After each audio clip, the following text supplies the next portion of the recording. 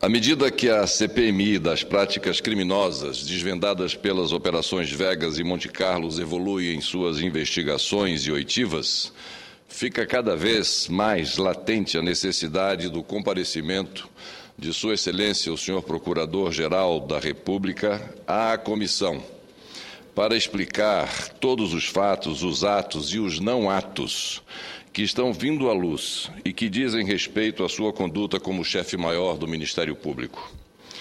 São várias as motivações que justificam o depoimento do senhor Roberto Gurgel Santos. Como já me manifestei desta tribuna, Sua Excelência cometeu crime de responsabilidade, improbidade administrativa, prevaricação, mentiu e, mais ainda, chantageou um senador da República. No último dia 21, terça-feira passada, a CPMI ouviu os procuradores da República, Léia Batista de Oliveira e Daniel de Rezende Salgado, responsáveis, respectivamente, pelos inquéritos das operações Vegas e Monte Carlo. Ambos foram incisivos ao afirmarem que não havia qualquer relação, qualquer liame ou vínculo entre as duas operações da Polícia Federal, a Vegas e a Monte Carlo, até porque há um lapso espacial e temporal entre elas de quase 3 anos. Questionada pelo relator deputado Odair Cunha se as origens das operações eram distintas e se um responsável por uma delas sabia da investigação do outro, a procuradora foi categórica. Abro aspas, não, as origens são distintas, fecho aspas. Aliás, senhora presidente, esse fato da desvinculação entre as duas operações já havia cabalmente sido asseverado na CPMI pelos delegados da Polícia Federal responsáveis pelas duas operações. Eles desaguaram na organização criminosa do senhor Cachoeira por absoluta coincidência. A Monte Carlo, inclusive, foi deflagrada sem que os delegados sequer tivessem notícia da Operação Vegas. Até porque a Monte Carlo foi iniciada pelo Ministério Público de Goiás 32 meses depois.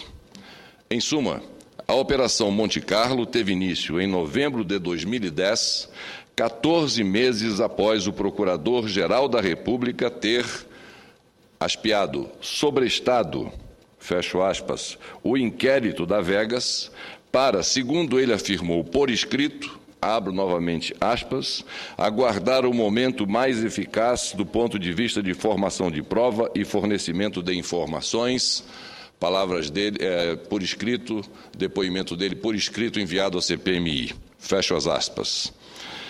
Qual, então, senhora presidente, o nexo causal das duas operações com a suposta e alegada ação controlada do senhor Roberto Gurgel Santos, se nem mesmo entre a Operação Vegas e a Monte Carlo houve relação de causa e efeito? A verdade, senhora presidente, é que o procurador-geral quis tirar proveito da Operação Monte Carlo para obscurecer, camuflar e justificar sua conduta anterior, ou melhor, a sua não conduta. O sobrestamento da Operação Vegas a que ele se refere foi, na verdade, uma ação descontrolada, ou pior, uma autêntica inação, que revela, como ele mesmo atesta e assina documentalmente, e lamento mais uma vez ter que repetir, o seu crime de prevaricação. O único nexo neste fato foi o vínculo entre a conduta ilícita do senhor Roberto Gurgel Santos e o dano por ele causado, qual seja, o de permitir que a organização criminosa agisse por mais de 2 anos livremente por não ter ele, o Procurador-Geral da República, tomado qualquer medida em relação à Operação Vegas. Essa foi uma das consequências de sua conduta. A outra foi a influência direta de sua inação no resultado das eleições gerais de 2010, principalmente no estado de Goiás, conforme reconheceu em depoimento na CPMI no dia 12 de junho deste ano, o próprio governador Marconi Perillo ao ser questionado exatamente sobre essa possibilidade. Ele disse, sim, se essa operação tivesse sido desvelada antes das eleições, o resultado em Goiás das eleições em 2010 teriam sido diferentes. E assim sendo, o resultado eleitoral teria sido outro, como afirmei, e a história estaria sendo contada de forma diferente e certamente não teríamos chegado ao ponto de desassossego que estamos vivenciando. Portanto, esses dois fatos são mais do que suficientes para configurar a responsabilidade civil do agente causador do dano, no caso, o Procurador-Geral da República. E não adianta, senhora presidente, senhoras e senhores senadores, a alegação de sua esposa, a subprocuradora Cláudia Sampaio Marques, de que a decisão de sobrestar o inquérito da Operação Vegas foi tomada juntamente com ela e o delegado Raul Alexandre Marques Souza, responsável pela Operação Vegas. Ela, igualmente ao seu marido, é lamentável ter que afirmar isto na tribuna do Senado, mas a subprocuradora-geral da República, doutora Cláudia Sampaio Marques, igualmente o seu marido, ela mentiu quando fez esta afirmação. O próprio delegado da Polícia Federal, a que me referi, responsável por aquela operação, doutor Raul Alexandre Marques Souza, em depoimento na CPMI, no dia 10 de maio do corrente ano, desmentiu categoricamente a subprocuradora e esse desmentido foi divulgado em nota à imprensa pela Direção-Geral da Polícia Federal. Senhora presidente, senhoras e senhores senadores, em seu depoimento na comissão, a procuradora Léia de Oliveira, ao ser interrogada sobre as possíveis condutas que um membro do Ministério Público deve adotar perante um inquérito recebido, ela foi clara e confirmou o que tenho dito e o que está previsto no Código de Processo Penal, na combinação dos artigos 16, 28 e 42, assim como na legislação do Ministério Público, a Lei Complementar número 75 de 1993. Só há três alternativas: ou o procurador arquiva, ou devolve e solicita novas diligências, ou denuncia ao juiz. Basta um exemplo. Se os fatos apurados na Operação Vegas, como ele alegou ao senhor procurador, não tinham indícios penalmente relevantes, foi isso que ele afirmou, não havia na Operação Vegas indícios penalmente relevantes, por que então Sua Excelência,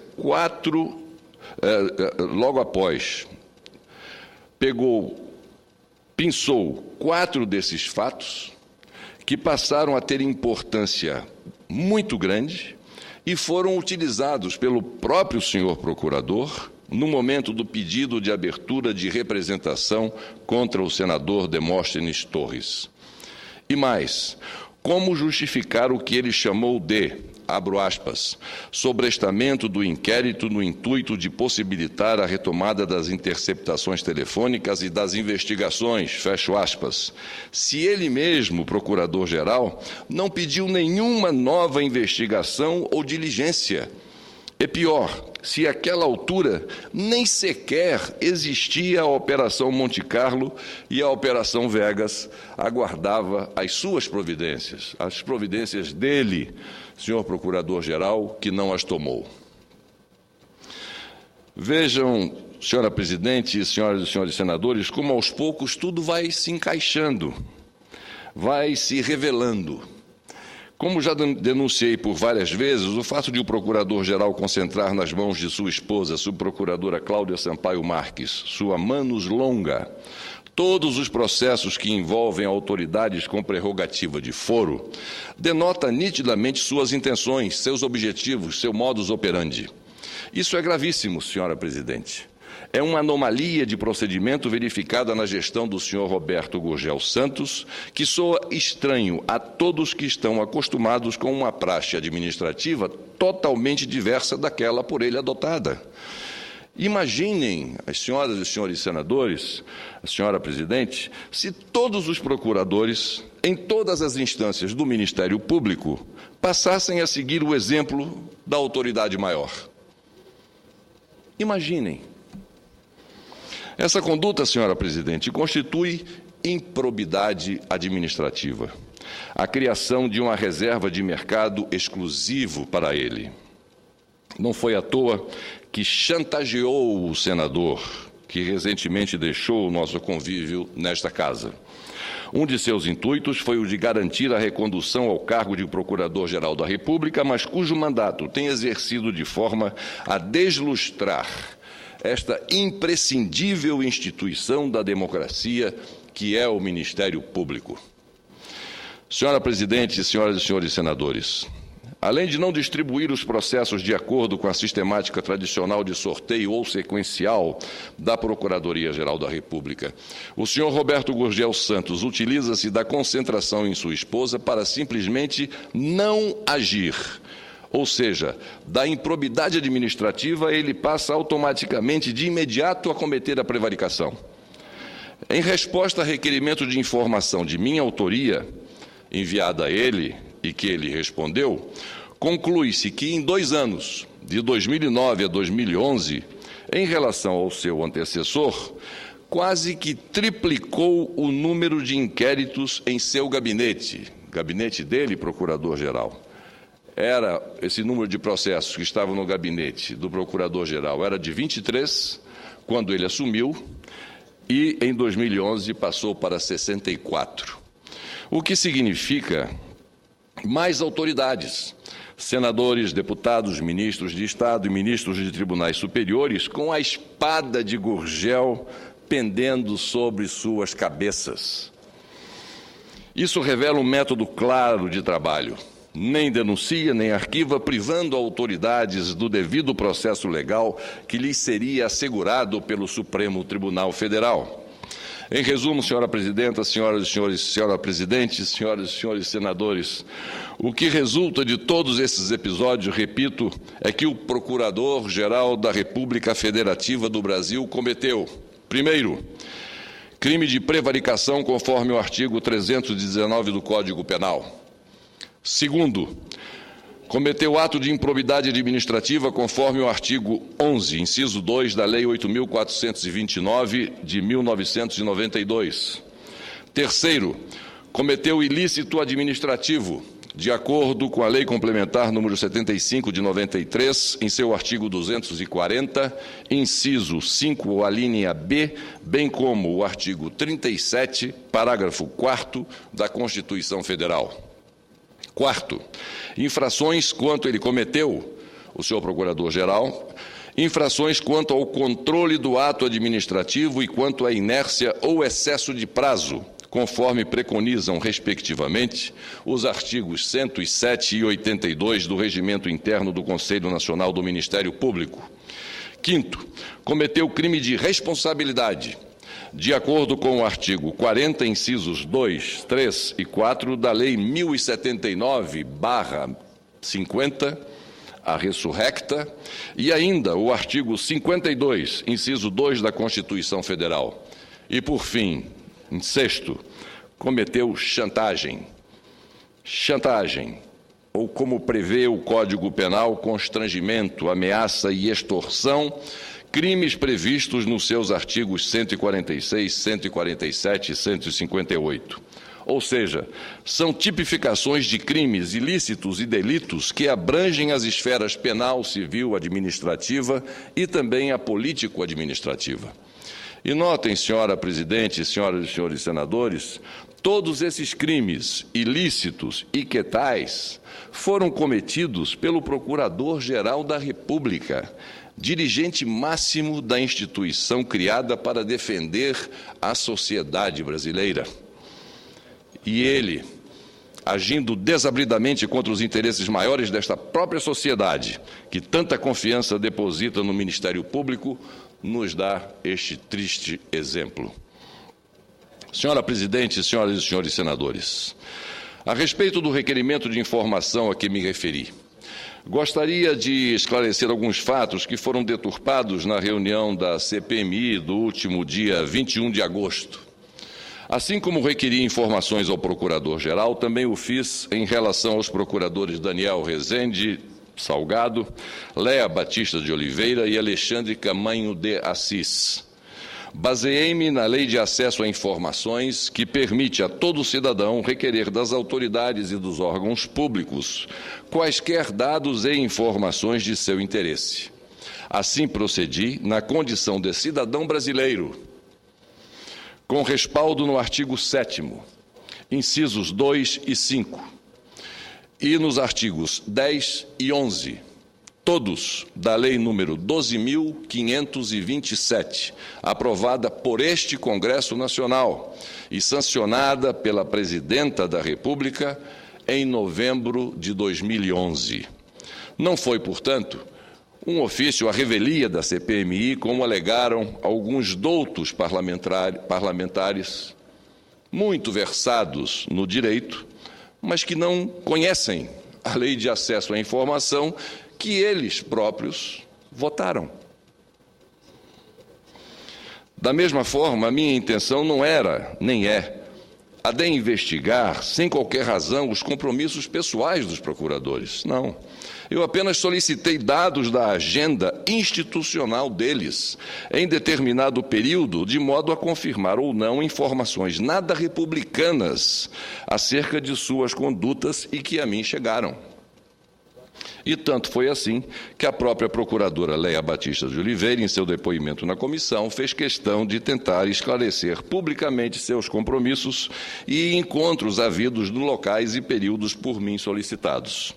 Ou seja, o requerimento poderia servir, inclusive, de instrumento de defesa para ela própria, e não de um ato de ofício absurdo de minha parte ou de inversão de valores nas investigações, como quiseram fazer crer alguns parcos membros da CPMI.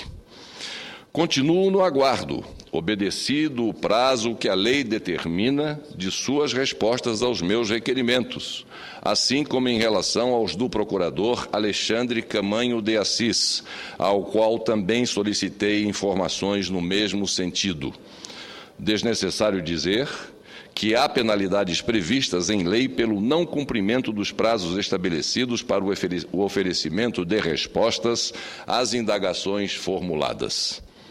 Quanto a essa questão, senhora presidente, devo esclarecer que a iniciativa dos requerimentos, assim como a vinda dos procuradores à CPMI, deveram-se também à denúncia que recebi de que ambos os procuradores, os procuradores que prestaram agora depoimento, levados pelo procurador Alexandre Camanho de Assis, que é uma espécie de factotum do senhor Roberto Gurgel, eles encontraram-se no dia 2 de março de 2012, uma sexta-feira, após o meio-dia, nas proximidades da sede da revista Veja, em Brasília, com os jornalistas Rodrigo Rangel e Gustavo Ribeiro, da mesma publicação, para as quais teriam sido entregues por eles, procuradores, documentos referentes aos autos dos inquéritos das operações Vegas e Monte Carlo, que corriam, vale salientar, em segredo de justiça, o que não foi obedecido. A pergunta que se faz é: qual o objetivo do senhor Roberto Gurgel Santos ao articular esse vazamento de informações à imprensa? Qual o seu objetivo? A quem ele queria atingir e por que o destino foi exatamente a revista Veja? Obrigado, senhora presidente. A propósito desse encontro com jornalistas, ao serem interrogados na CPMI sobre o fato, os procuradores Daniel Salgado e Leia de Oliveira negaciaram, mas em momento oportuno poderemos ter uma cariação na CPMI entre eles e alguns protagonistas, como motoristas, recepcionistas, funcionários em geral e jornalistas, além do próprio procurador Alexandre Camanho, cujo depoimento à CPMI também já solicitei por meio de requerimento de convocação. Até porque, senhora presidente, ficou uma lacuna.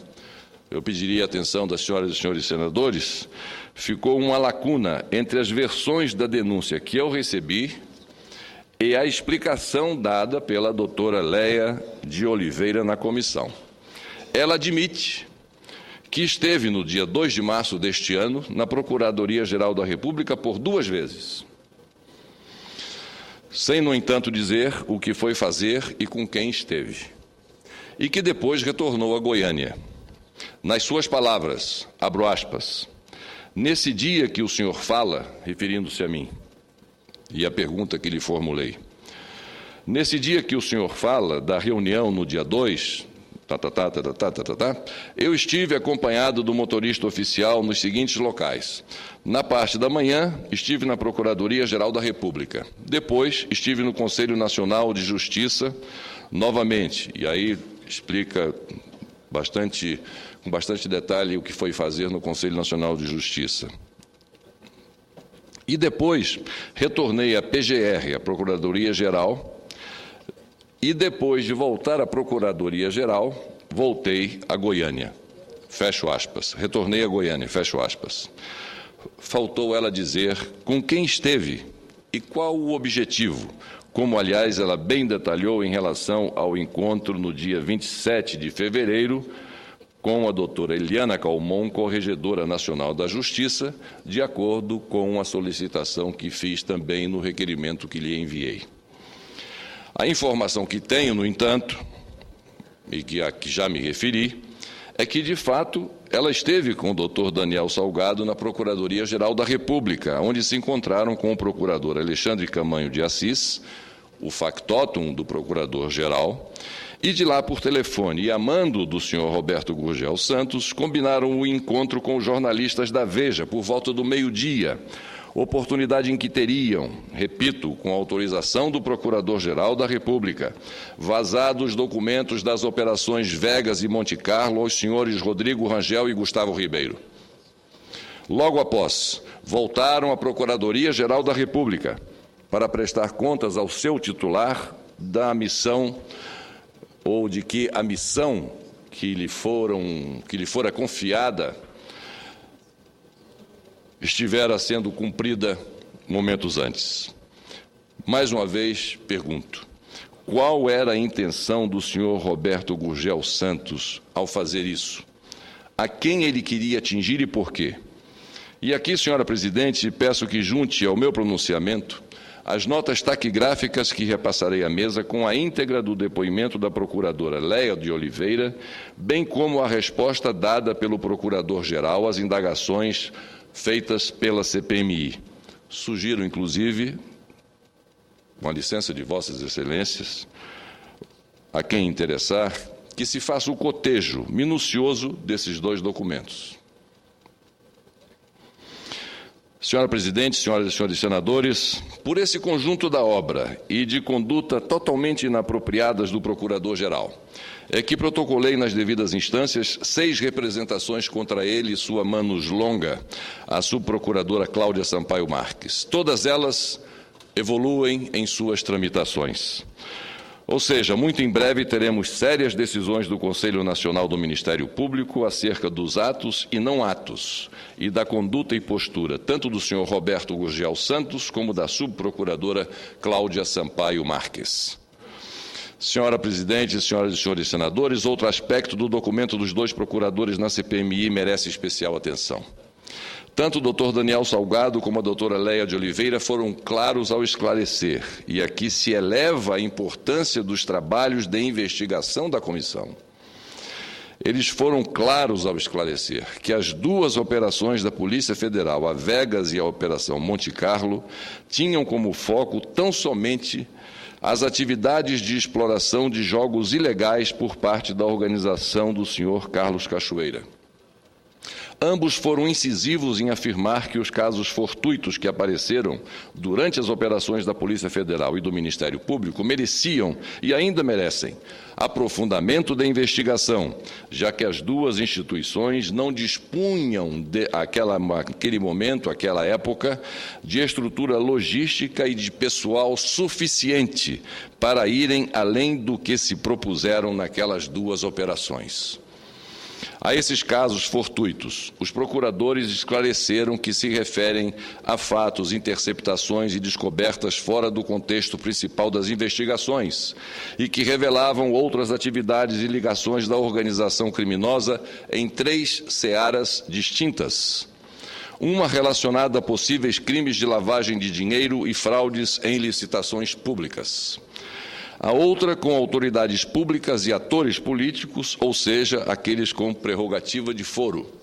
E, por fim, uma terceira vertente relativa ao modus operandi do esquema criminoso ao se utilizar e promover trocas de favores com jornalistas e alguns meios de comunicação.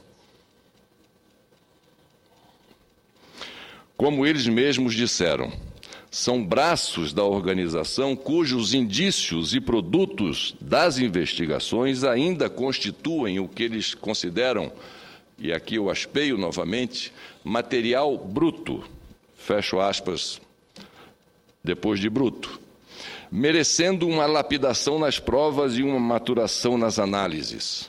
E esse papel de aprofundamento e coleta de novos dados cabe agora à CPMI. Essa é a tarefa indispensável para que possamos concluir a contento os nossos trabalhos.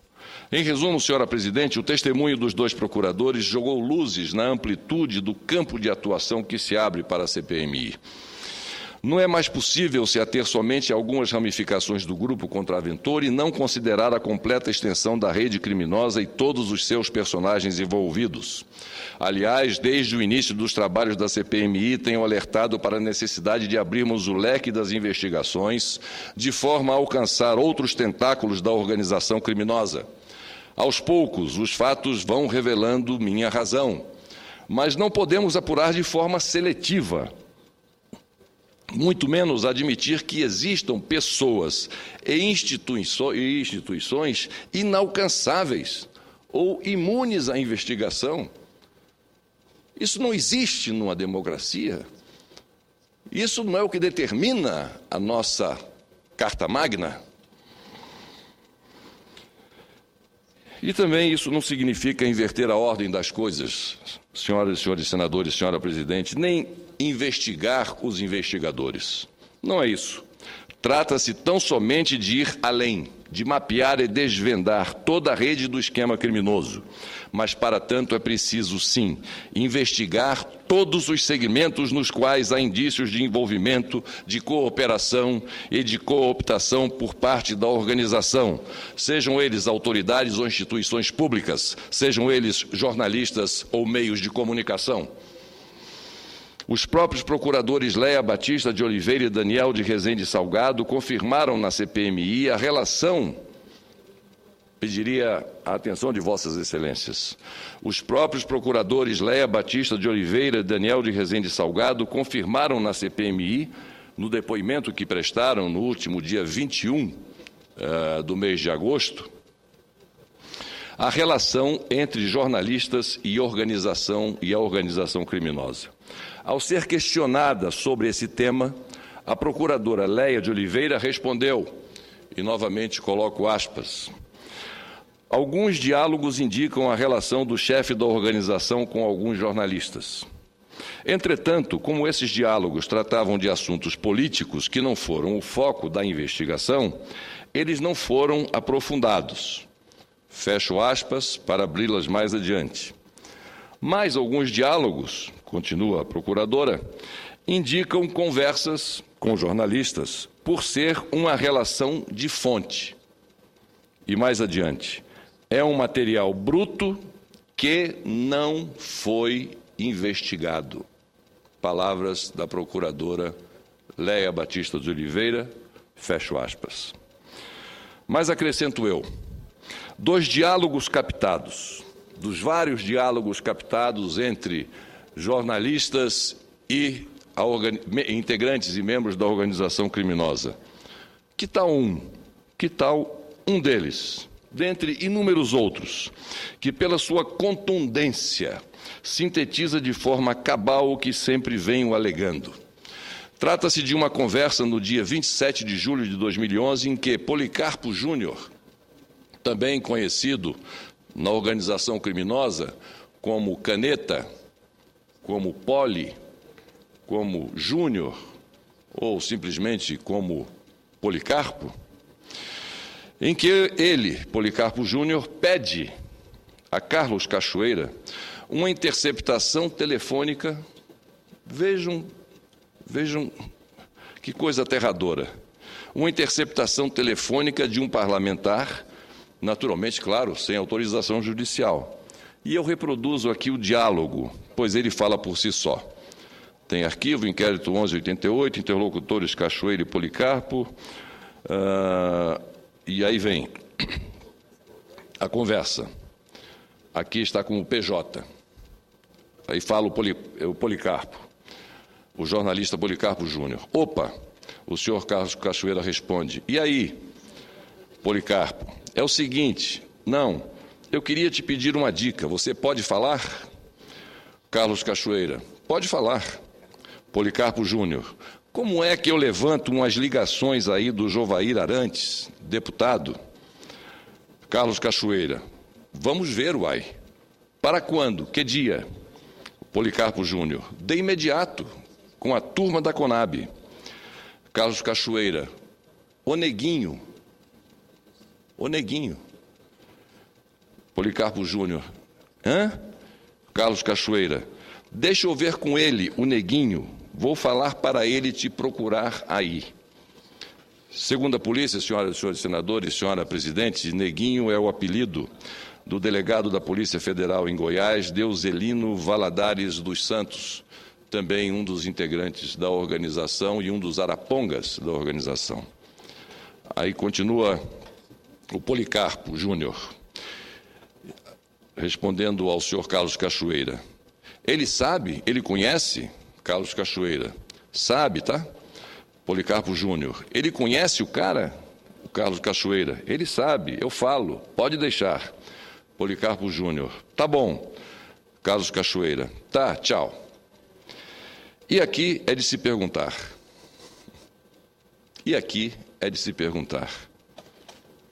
Isso pode ser considerado a normalidade de uma relação de fonte? Ou não fica notório o acumpliciamento das partes? Esta sim, senhora presidente, senhoras e senhores senadores, é a tal ética jornalística e a reflexão permanente da revista Veja, que ela cinicamente divulga nas suas próprias páginas como um seu epíteto. Ética jornalística e a reflexão permanente são compromissos de Veja. Dessa forma? Senhora presidente, ao ser indagada sobre uma referência envolvendo troca de favores feita por ela mesma, inclusive se poderia ser em relação a órgãos de imprensa, a procuradora Leia de Oliveira respondeu de forma direta, novamente abro aspas, em qualquer seara, inclusive a jornalística, portanto. Vou fechar aspas primeiro, vou repetir, abrindo aspas, respondendo a esta pergunta, se poderia, se a referência envolvendo troca de favores feita por ela mesma, inclusive se poderia ser em relação a órgãos de imprensa. Ela responde de forma direta, abro aspas, em qualquer seara, fecha aspas, e eu digo, quando ela fala em qualquer seara, implicitamente ela diz sim, em relação a órgãos de imprensa também. E para confirmar o fato, o procurador Daniel Salgado, neste momento, no momento da oitiva deles, pediu espontaneamente a palavra e completou, aspas, na realidade houve cooptação realmente por parte de algumas pessoas que tinham possibilidade de passar informações à população de massa. Continua ele, temos um evento específico em que a Força Nacional teria ido fazer um trabalho de enfrentamento à parte da jogatina no entorno e um dos membros da organização criminosa chegou a apagar a um jornalista. Fecho aspas e aí ele continua o seu depoimento. Senhora presidente, senhoras e senhores senadores, cidadãos brasileiros, antes mesmo destas indagações, durante sua exposição inicial, a procuradora Leia de Oliveira já havia revelado com precisão as características da organização criminosa. Disse ela, aspas, o certo é que a Operação Monte Carlo desvelou uma máfia, uma sociedade bem estruturada, mais lucrativa do que uma grande empresa. Um grupo profissionalizado, estável, permanente, habitual, montado para o cometimento de crimes de natureza grave. A sua existência por mais de uma década foi suficiente para montar e organizar uma estrutura estável e entranhada no seio do Estado, inclusive com a participação, vejam só, com a participação, distribuição centralizada dos meios de comunicação para o desenvolvimento das atividades com o objetivo de inviabilizar a interferência das agências sérias de persecução penal. E mais adiante, ela conclui, é uma organização criminosa armada, altamente sofisticada, complexa e ousada. Fecho aspas. Aqui, senhor presidente, Paulo Paim, senhoras e senhores senadores, senhora senadora Ana Amélia, que agora deixa a presidência, aqui cabe um comentário.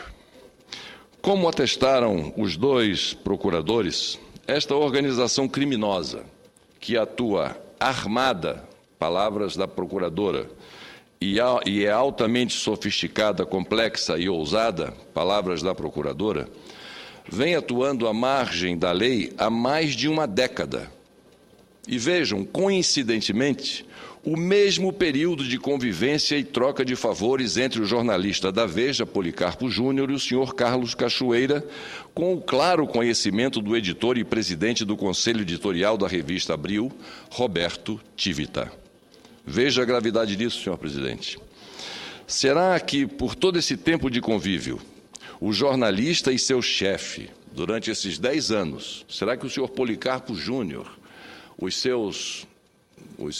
a sua entourage e o senhor Roberto Tivita, será que durante esses 10 anos não deu para que eles percebessem, com a perspicácia que eles possuem e vêm demonstrando, será que eles não conseguiram detectar a dimensão dos atos e da extensão dessa rede criminosa?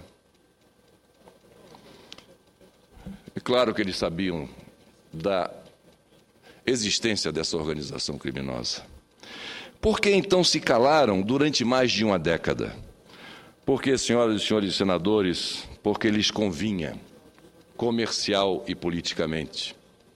E porque não denunciaram o esquema? Porque, como visto, deste esquema tiravam proveito. Afinal, qual o limite aceitável de se manter o sigilo da fonte, permitir e participar da execução de tantos crimes?